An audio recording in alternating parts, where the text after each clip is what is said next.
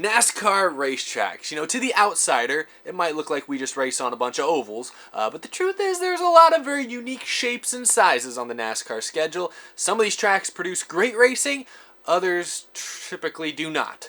We're going to have some fun on today's episode.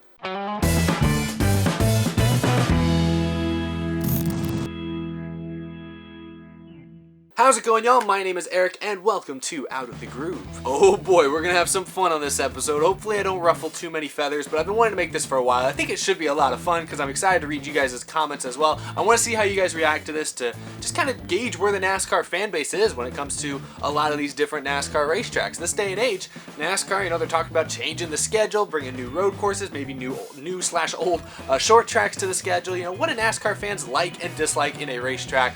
That's what I want to focus on today, so we should have some fun. Before I get started with this video though, I want to plug the fact that we got Groovy Gang t-shirts officially for sale. You can click the link down there in the description if you want to get your own shirt and represent the grooviest gang of race fans in the world. Thanks for checking that out. But yes, today I'm going to be ranking from least favorite to favorite, I guess, all of the NASCAR Cup Series racetracks currently on the 2019 schedule. Now I have to add a huge disclaimer, a huge asterisk if you will, to this video. I have not been to personally most of the racetracks on this schedule. There's only 4 or 5 on this list that I've actually been to. So what I'm rating these tracks based on isn't the overall experience, because there's some tracks out there that I'm maybe not a huge fan of personally that have great fan experiences, are in beautiful parts of the country, and that do a lot of great things for the race fans in attendance. And that's great and that's excellent, and I'll try to qualify that on a lot of these, but what I'm mainly going to be ranking these tracks based on is the actual on-track racing performance, the entertainment value of the racing itself. Are the actual races at these racetracks typically good or typically bad? Do I like or dislike them? That's what I'm basing this off of. So I just want to make that clear. I do believe that every single track on the NASCAR schedule has at least one redeeming quality about it. Just, you know, the actual racing product isn't always it. So I just want to make sure that is clear before I start this list, because now I want to have fun. Let's start with, I guess, my least favorite track on the Cup Series schedule. I'll try to go pretty quick. I don't want this video to drag on forever or anything. You guys got the places to be. I got places to be. We're all busy here. There are 24 tracks on the NASCAR Cup Series schedule currently. I'm counting Charlotte the Oval versus Charlotte the Roval as 2 separate tracks, so keep that in mind. We'll start with number 24, my least favorite track in NASCAR. This might come as no surprise to many of you. Pocono Raceway out in Long Pond, Pennsylvania. Now this is a perfect example of a track that I've never been to personally, but from everything I've seen and what I hear, the area around the track is absolutely beautiful. Many of the amenities at the racetrack itself are great as well. Those races typically sell a pretty good amount of tickets, so clearly the fans love it up there in Pennsylvania, so I don't want to hate on the track entirely like some people think I do. But this list is about the racing, and the racing at Pocono has consistently been my least favorite of any track in NASCAR. Now I know with this 2019 Aero package, that definitely did Pocono no favors a couple weeks ago. That race, whew. But traditionally, as a fan viewing Pocono, I've just never really been a big fan. I like that Turn 1, Turn 2, and Turn 3 all present very unique and different challenges to the drivers, but from a fan's perspective, it just doesn't make for great racing. A lot of single file, very strung out. First place to second place is, 5, 6, 10 seconds usually. We've had some great moments, like the fuel mileage race in 2015, Ryan Blaney's win in 2016. I think it was 2016, maybe it was 17, I don't remember now. But more often than not, Pocono races just don't do it for me. Now, we got a Pocono doubleheader next year. That might be a weekend I choose to, take a vacation. I don't know. That might be one that I skip. Nah, I love NASCAR. I'll still probably watch it, but it will be painful at times, I'm sure. Unless, never mind, they might change the Aero package and make Pocono amazing. You never know. Moving on, I'm going from bottom to top here. So my second least favorite track in NASCAR, Auto Club Speedway. Spoiler alert, you'll notice a trend on this list. A lot of my least favorite tracks typically are the bigger, 2 miles and above, flat racetracks. And Pocono fits that, and so does Auto Club. Now, Auto Club has had some good races and some very entertaining finishes, even not that long ago, in the last decade. But consistently, Auto Club just doesn't do it for me. I like that it's just one date a year. I think that keeps it kind of as a special event early in the season. But I personally have some rough flashbacks when it comes to Auto Club. 2012, I remember that race pretty vividly. For many years, and maybe still to this day, it was the least fun I've ever had watching a NASCAR race on TV. The race was caution-free. This was before stage racing, so there are no cautions. Tony Stewart, who I was not a big fan of at the time, basically dominated the race. And because there were no cautions, the field was extremely strung out, as is typical at Auto Club. And to make things even worse, about 2/3, 3/4 of the way through the race, rain came and forced a rain delay, which then ultimately led to the race being called. The one caution we got all race long turned out to be a red flag, and then turned out to be the a checkered flag. The race was called due to rain. Tony Stewart won, and that just felt like a waste of an afternoon. Maybe the rain was actually kind of like my saving grace there. Kind of put me out of my misery. But needless to say, that race still haunts my nightmares to this day. Number 22, another flat, faster track, Kentucky. Kentucky Speedway has only been, on the Cup Series schedule since I think 2012. And now I know we're going there in a couple weeks, and with this new aero package, maybe it'll liven that place up a little bit, but I don't know. Last year, Kentucky, virtually unwatchable. They've repaved it, messed with it a little bit, and it hasn't made it any better. It's just hard to watch. You know what I'm saying? Hopefully this aero package, it's made some of the other kind of not so great mile and a halves look a little better this year. Maybe Kentucky picks it up, but I'm just not a big fan of it. I don't know why NASCAR felt the need to add another mile and a half to the schedule back in 2012. It just, didn't we have enough of them already? Come on. Moving on, number 21, Indianapolis Motor Speedway. Another big, fast, flat track. Now, I think a lot of NASCAR fans have kind of jumped on this bandwagon in recent years, the bandwagon of not really liking Indianapolis on the Cup schedule. It's produced some okay races, actually, the last 2 years. 2017 Brickyard 400 was memorable, mainly because there was a lot of crashes in it. And then last year's race had a pretty good finish as well, so the last two Brickyard 400s have not been terrible.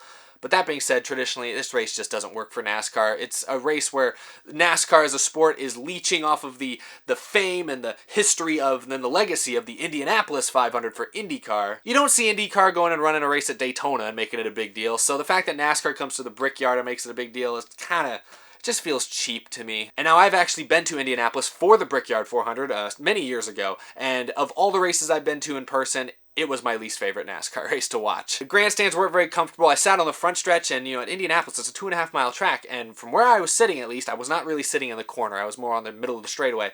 I could only see about a third of the track, like in my field of vision. I had to rely on big screens to know what was happening. Now, I'm sure there's a couple good spots on that track to watch. I'd love to go back to Indianapolis for the Indy 500, but for NASCAR, it just never has really worked for me, so I had to put it on this list pretty low. Number 20, and this one hurts me dearly, Texas Motor Speedway. I gotta put it pretty far down this list. It's my home track. I've been there more times than I can count. Actually, I've only been there like 8 or 9 times, so I guess that's not that high of a number. Now, why this is devastating to me, I love Texas Motor Speedway. I love the facility. It's a newer track. It was built in the mid-90s. I think they do a great job with their fan access over there. But ever since the repave and reconfiguration in 2017, a very questionable reconfiguration, I might add, the racing has not been good. It was a little better this year with the new aero package, but it's still just...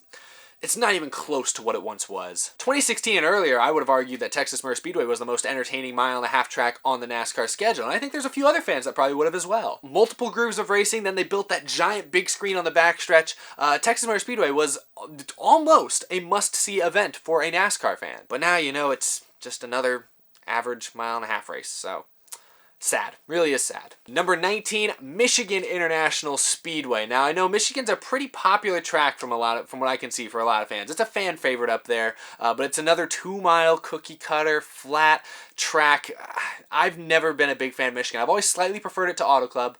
We do go to Michigan twice a year. Auto Club, we only go to once a year, at least as long as I can remember. But Michigan suffers from a lot of the same problems Fontana does, in my opinion. The field gets spread out. In the past, though, before they repaved it most recently, I did like that Michigan it had a lot of grooves. The racing groove in the corners was wide. And back when that was the case, Michigan was actually kind of fun. I would have had it probably a little bit higher on this list, but with the way the track runs now and the aero package, this is a track that the aero package I didn't think really helped that much. It kind of just turned into a baby Daytona race without the pack racing. So I don't know. I didn't like Michigan this last time we went there, so that's got me maybe bumped it down a little bit on this list, because this aero package has helped some of the Texases and the Kansases and some of these other 1.5 mile, 2 mile tracks. It didn't help Michigan, and that was a little disappointing to me. It didn't help Auto Club either, really, so I don't know. It's just something about these 2 mile tracks, man. I'm not a big fan. Sorry, Michigan. Sorry. I hear it's great. I hear it's lovely up there, but I just don't love the racing at that track. Sorry. Number 18, let's keep it with these cookie cutters. Las Vegas Motor Speedway. This track is just... I don't know. There's been some great finishes here. There's been some great moments at this racetrack, but I don't know. I feel like ever since it was last repaved, I feel like in the Gen 6 era especially, it has not put on consistently good racing. The playoff opener last year at Las Vegas was pretty entertaining, but that was just because a bunch of people kept cutting tires down and wrecking, and that was dramatic. But the racing at Las Vegas, for at least probably a decade now, has not been my favorite. So that's why I couldn't put it at the bottom of this list with like Kentucky or Texas or some of those 1.5 miles, but I definitely could couldn't put it up here towards the top with some of the other mile and a halves. We still have to come. So I didn't really know where to put Las Vegas. It's a tough one. We're getting to this point in the list now where a lot of these tracks are pretty equal. It was tough for me to kind of rank one ahead of the other. So Las Vegas is just a mid-pack, mid-tier track to me. I'll move a little faster through some of these. Number 17, I have New Hampshire Speedway, the Magic Mile up in Loudon. Another track that's very flat, but this one a lot smaller, 1 mile long. It's kind of like a mega Martinsville, but it does not consistently produce the same beating and banging classic racing action that Martinsville does, and for that reason, I just feel like New Hampshire is, ugh. Let me put it this way, back when we went to Loudon twice a year, it just felt like a little too much, but now we only go once a year. I do kind of look forward to it. It's a change of pace, and even last year had a pretty good finish. It was Kyle Busch and Kevin Harvick bump and run for the win. There was a good fuel mileage race there a few years ago. There's been a few pretty good moments at New Hampshire in recent years, but I don't know, consistently, like a lot of the mile-long tracks in NASCAR, I just feel like it's kind of just there. I like that they have that lobster as a trophy, though. That is very unique and pretty cool, actually. I like tracks that kind of have very personalized trophies. Like Texas, they give you the guns. I love good theming. Number 16, we'll go out west again. Sonoma Raceway. We just raced at Sonoma in the Cup Series just a few days ago, so I've talked about this track a lot recently, and I've said it then, and I still think it now, obviously.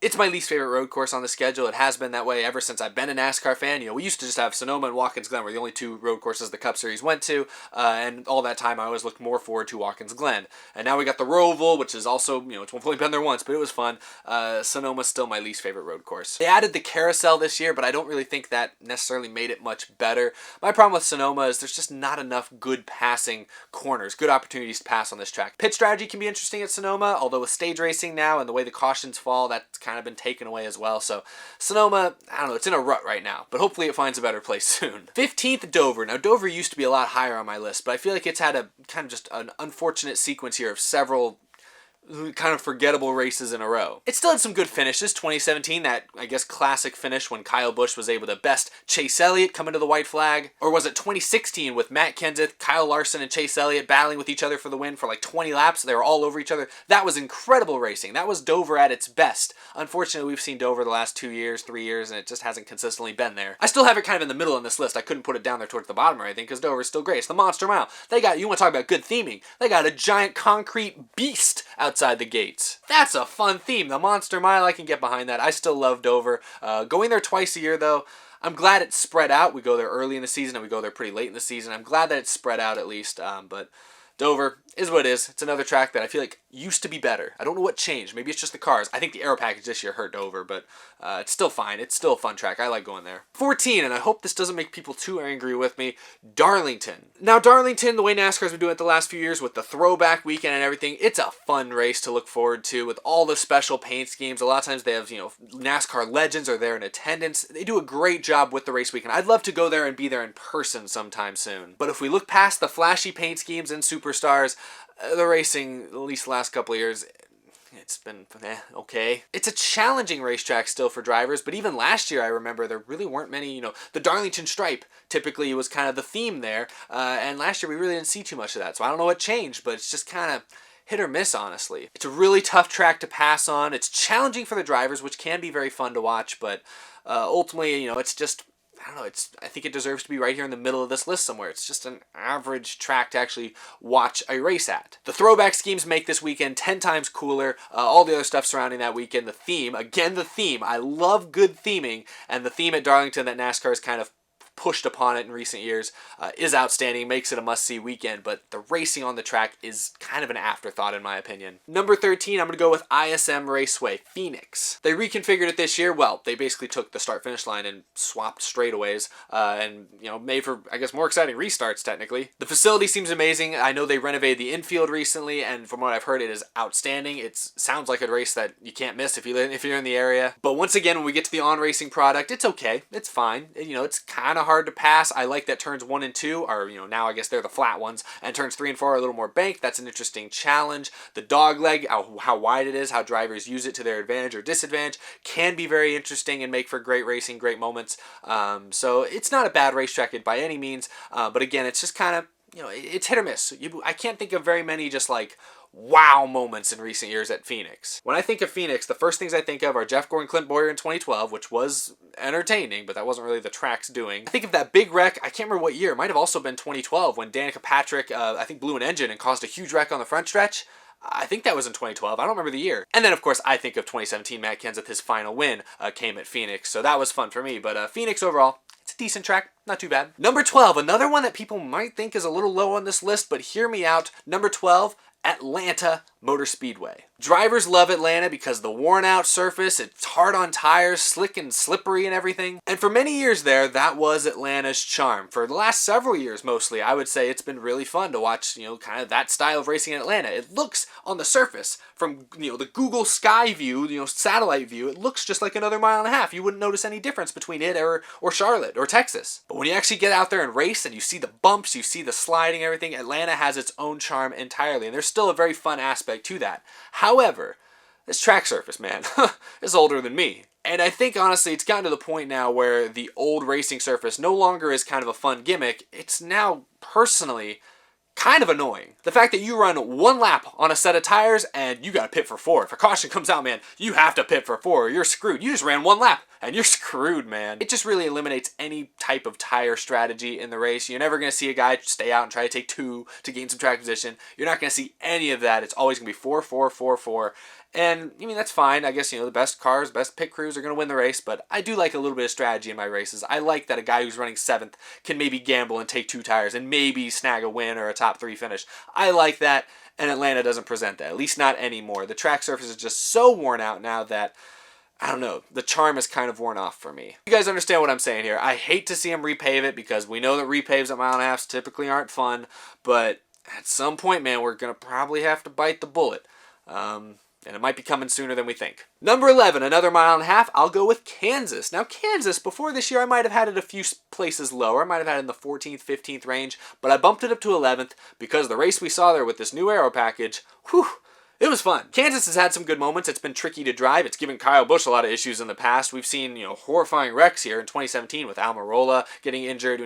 So there's been some fireworks. There's been some flashy, memorable moments. Some for a bad reason, obviously, at Kansas Speedway. But this year, with the way the aero package worked, I'm looking forward to the next time we come here. We saw 2 or 3 racing grooves in that race, which I really like. I like it when a track has multiple racing lines to choose from.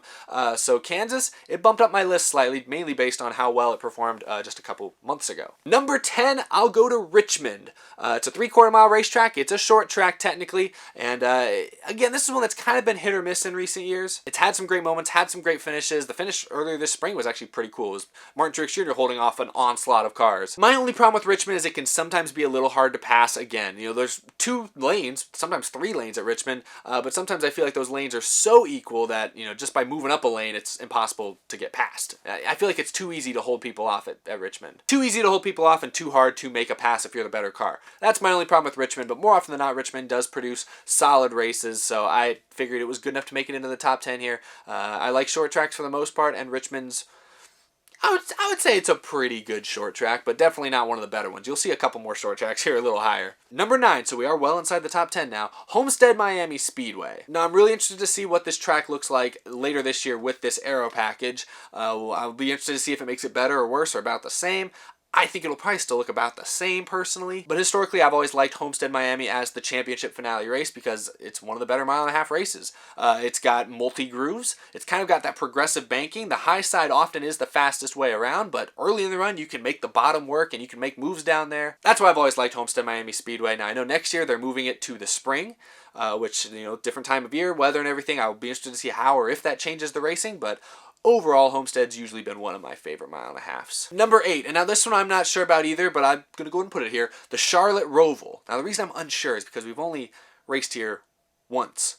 It was a great race, kind of hectic, kind of chaotic, but, and what I'm interested to see is now that it's not new to these drivers anymore, now that they've had a year to practice on it, probably plenty of more time in the simulator practicing on it, what's it going to look like now the second time around? Have the drivers figured it out completely? Because part of the appeal of the first time we went to the Roval was the chaos aspect. The fact that a lot of these drivers it was a completely new beast. Now that we go there for the second time, or the third time if that happens, and so on and so forth, I'll be curious to see if it still holds up as a good racetrack. Is it actually a good track, or was the first race there just fun because it was chaotic? That's what remains to be seen, and I'm looking forward to seeing how it fares later this year. But for the time being, I had to put it up here in the top 10 because last year's race, It was fun to watch. Number 7, I'll go with Chicagoland. That's right, another mile and a half, making it pretty high up in this list, and it's not the only one up here. Chicagoland, if you've gathered the trend at this point, I like mile and a halves with multiple fast grooves of racing where drivers can pick and choose where their car runs best, top, bottom. Chicagoland last year, even with that lousy package we had last year that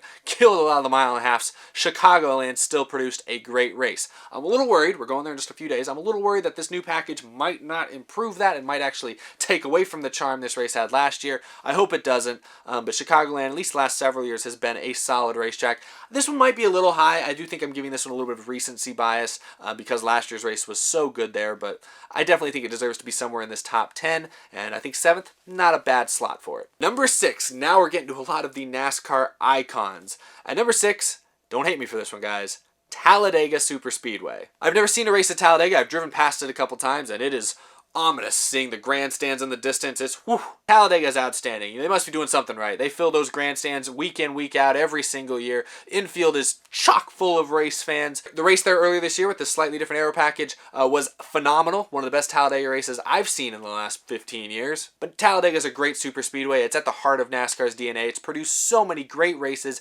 memorable moments, memorable finishes, memorable winners at this racetrack throughout its many years in the sport that it has to be up here, well inside the top 10. 6th might feel a little bit low. Personally, for many years, I was not the biggest fan of super speedway racing. If I was just talking about pure spectacle, like what is, wow, that's NASCAR, Talladega would probably be 1st or 2nd. But when I talk about the racing, this is my personal preference, I'll put it at 6th, but Talladega is great. I can't say anything bad about it. Number 5, we'll go from the biggest track on the NASCAR schedule to the smallest. Martinsville Speedway is 5th on my list. It's the paperclip, though it's not the world's fastest half mile, it's a different track. Now Martinsville, as great of a track as it is, as great as the racing is at this place, it still has some issues with me personally. Personally, I've never been a huge fan of the fact that it is just a one groove track, and especially on restarts, since they've been doing double file restarts, the bottom lane almost always has a big advantage over the top lane. Now, ultimately, this does lead to some of the greatest moments at Martinsville, the bump and runs, the tempers, the spins here and there. That's kind of, it's because everyone's fighting for that bottom lane. So the thing that's kind of maybe a small detriment to Martinsville is also, in my opinion, its biggest strength. Because there's no track on the circuit like Martinsville. It's the slowest track, your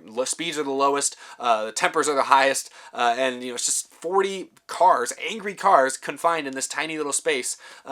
Crazy things often happen. And so Martinsville has produced many, much like Talladega, much like most of these other tracks on this list, it's produced so many iconic moments, iconic finishes. It has to be high on this list. I think 5th is a good slot for me personally. I'm curious to know if you guys disagree with that one. 4th, I have to slip a road course up in this top 5. Watkins Glen International. It's always been my favorite road course on the Cup schedule. Maybe on the entire NASCAR schedule. There's some good ones in the trucks. I like Road America, okay. There's been some other good ones in the trucks and Xfinity series and everything, but Watkins Glen's probably always been my favorite. We've had a lot of great moments here, a lot of great finishes, some cool underdog winners. It's higher speed than like Sonoma, which makes it a little different. I don't know what it is. I've always had just kind of a soft spot for Watkins Glen. The race here last year was outstanding. The year before was really good. 2017 was a fuel mileage race even, so Watkins Glen is full of surprises, y'all. 2012, one of the greatest finishes in any NASCAR race ever between Brad Keselowski, Marcus Ambrose, and Kyle Busch. Watkins Glen is the best road course in my opinion, and I think, a great road course race is still super fun to watch as a NASCAR fan, so it's got to be up here in the top 5. I think Watkins Glen settles in nicely there at 4th. I'm down to my final 3. I know this is a long video. Kudos to you guys for sticking with me. This next one, I feel like people are going to disagree with this one quite a bit. At number 3, I have Charlotte Motor Speedway. The oval, the traditional mile and a half. I know what you guys are thinking. Eric, how on earth do you have a mile and a half cookie cutter in the top 3? Like, what are you doing? Charlotte, it's the headquarters of NASCAR. Most all the teams are right around there. The Hall of Fame's right around there. It's a home race for a lot of NASCAR drivers. But that's not what this is about. I'm focusing on the on-track product. It's another good mile and a half. It's got multiple lanes of racing, and this is another one where I will say the aero package probably bumped it up a couple spots. This new aero package this year, the All-Star Race and All-Star Open, was...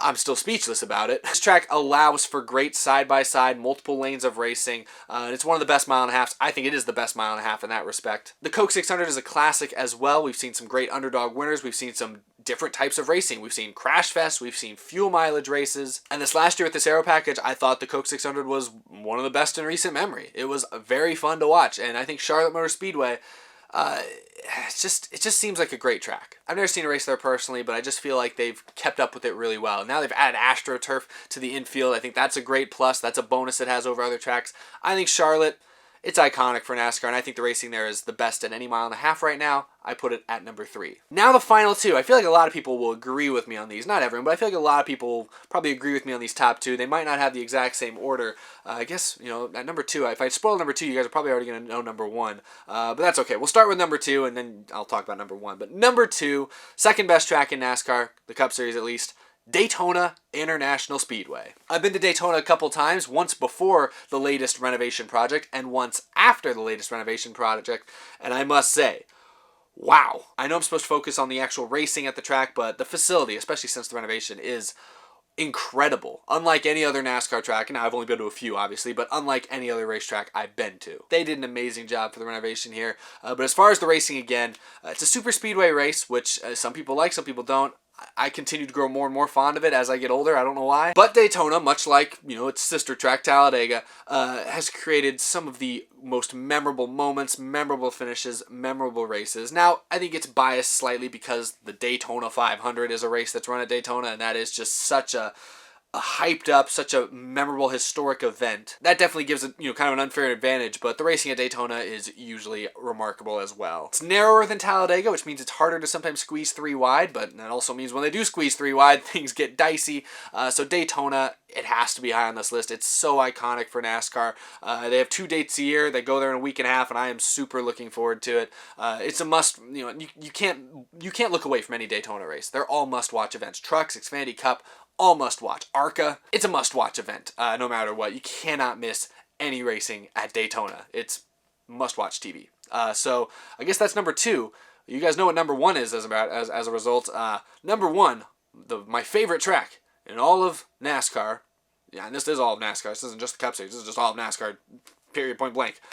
Bristol Motor Speedway, Thunder Valley, last great Coliseum, the world's fastest half mile. That's where this name goes. I've never been to Bristol, but I do have tickets to go to the Bristol night race in August this year, so I have been excited for that for a year now, basically. And the reason I'm excited for it is because it's always been my favorite track ever since I started watching NASCAR back in 2004. I've seen Bristol through a few different iterations. I've been there for the classic, everyone runs right around the bottom, bump and run Bristol. I've been there for the progressive banking Bristol, where the high lane was preferable. And then I'm here now for current Bristol, where I know they have to add that grip strip on the bottom, but now the top and bottom lanes are pretty equal. And I must say, some old school fans might not like this, some new school fans might not like this, but I think current Bristol is the best Bristol I've seen, and I've been watching for 15 years. That's my opinion, obviously. I can't objectively say whether it's best or not. It's just my personal favorite.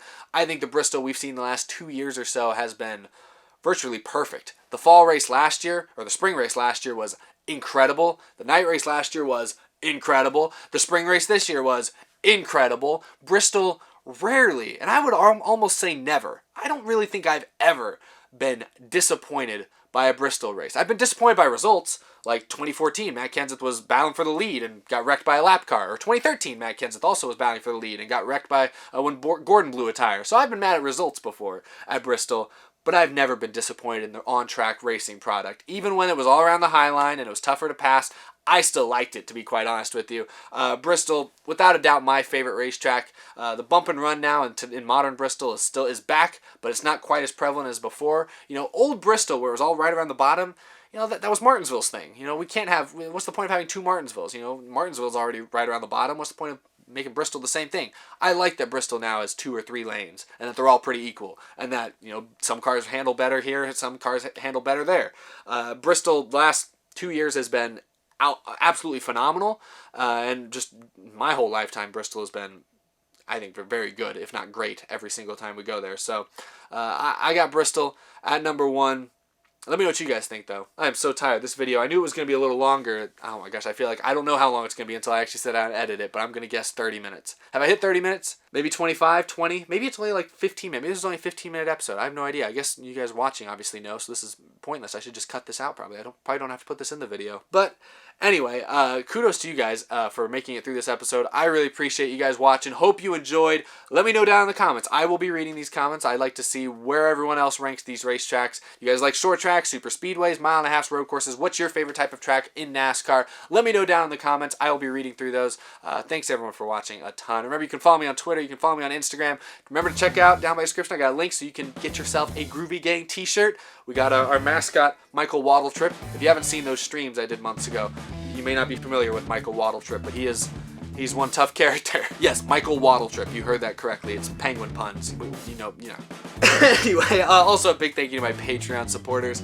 Michael Harrison, At You As The Stars, Mentally Defective, Cameron James, John Coleman, Jason Arlong, Wesley Donaldson, Isaac Dennison, Mika Suzuki, iFantasyRace.com, TheRacingInsiders.com, Adam Lee, Matthew Kalopoulos, Peppy Luscious, Jeremy Conkling, and the rest of these incredible Patreon supporters. Thank you guys so much for your continued support of me, of the show. I've got some very exciting things in the works, things that are really close to happening for this show, for this channel, that I'm extremely excited for, and I'm excited to share with you guys, but I couldn't do it without support from you all. I got a lot of episodes planned. I got some other guests hopefully down the pipeline that you guys will be very excited for, and then of course, if you're going to be at the Slinger Nationals July 9th in Wisconsin, Daniel Hemrick's racing in that, I think Ty Majeski is racing in that, and Matt Kenseth is racing in that race up in Wisconsin. I will be there filming it and everything, so come say hi if you see me. But yeah, that's all I got. Thanks for watching so much. Hope you guys enjoyed. Hope you guys aren't too mad at me if I didn't like your track. I'm sorry. But yeah, this was fun. I think it was fun. Hopefully it was fun. Hope you guys enjoyed it. Thanks for watching, everyone. See you again very soon. Bye-bye, everyone.